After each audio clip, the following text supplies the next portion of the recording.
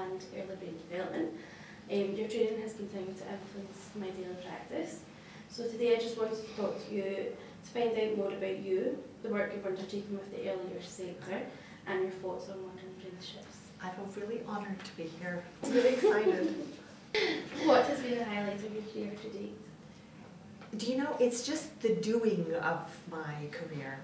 So I was an academic for 20 years and did basic research, and to be able to take that research out to the wider public and see it make a difference just is hugely meaningful for me. So I feel really privileged that every day I'm working with people feels valuable and meaningful. And what's especially exciting about getting to come and work in early years settings where there are real people working with real children, it's as close as you can get to really putting that science into practice.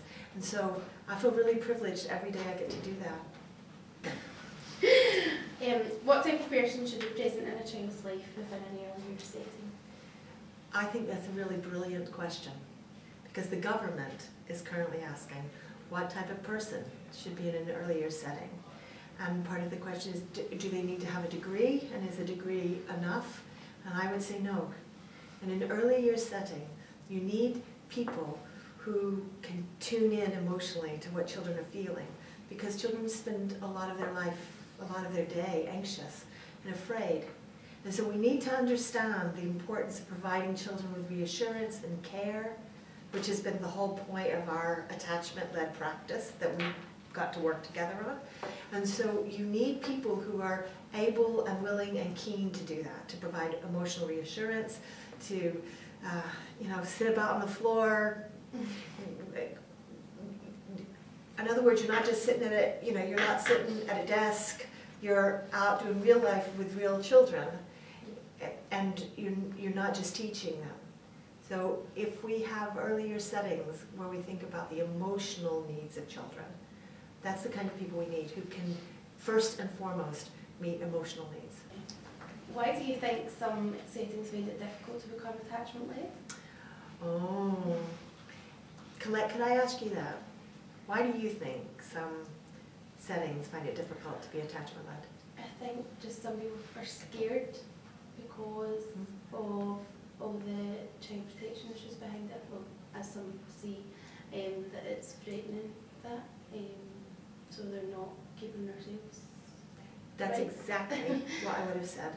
I think that attachment-led practice is scary because when you first get it, it's unnerving, because you realize how important relationships are, and you realize that that means I need to cuddle up to children, to give them reassurance. I need to think about their emotional needs, and you really get how important that is. And that's not the language that we always use in early years at the moment. So I think it's unsettling.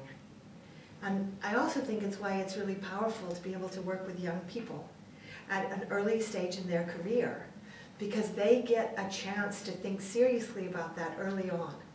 It's really powerful every single setting, and especially those that have modern apprentices at the really early beginnings of their career, to think about what do children need, and to let that be the basis for the career they're going to go on to develop. And if perhaps you haven't been practicing in that way for a lot of your career, it's harder to shift.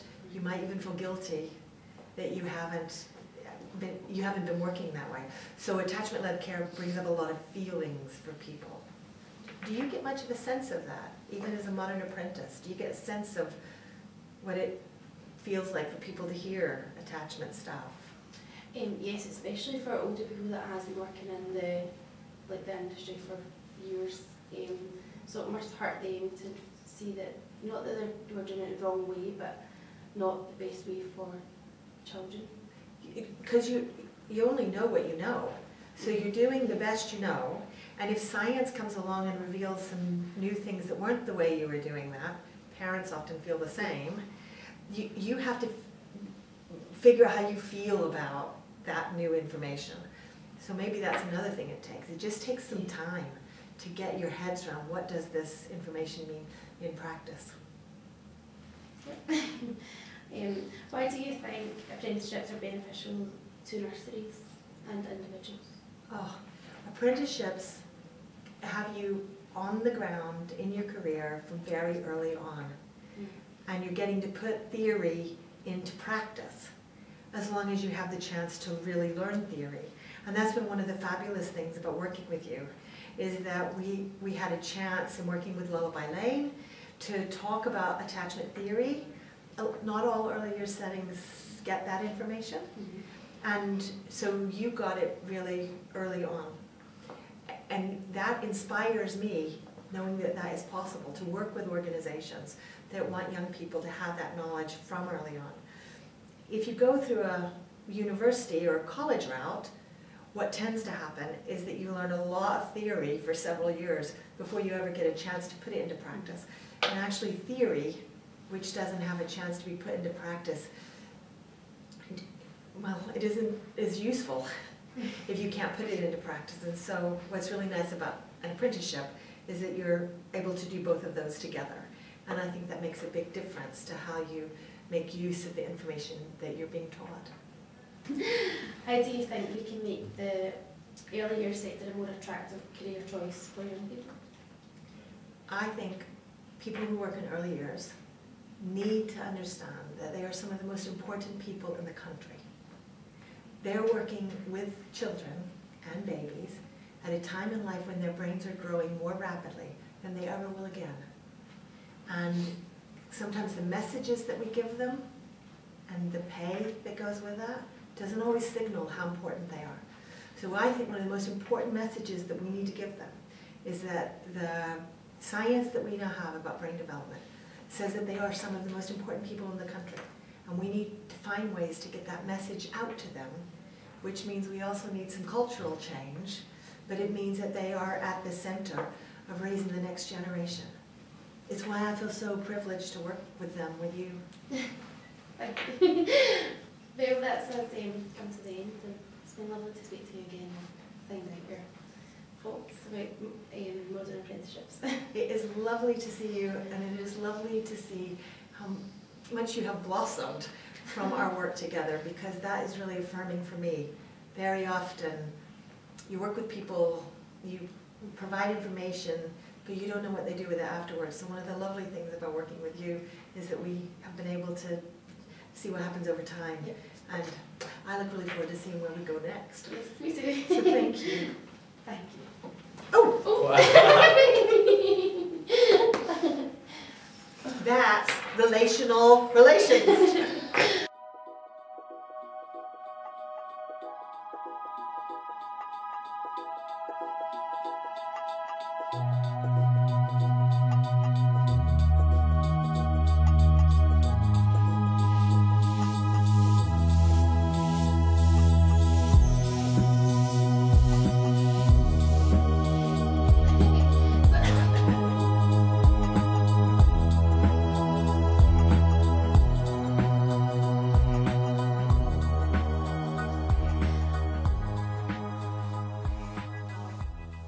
It's just so amazing to have an early years person winning that award.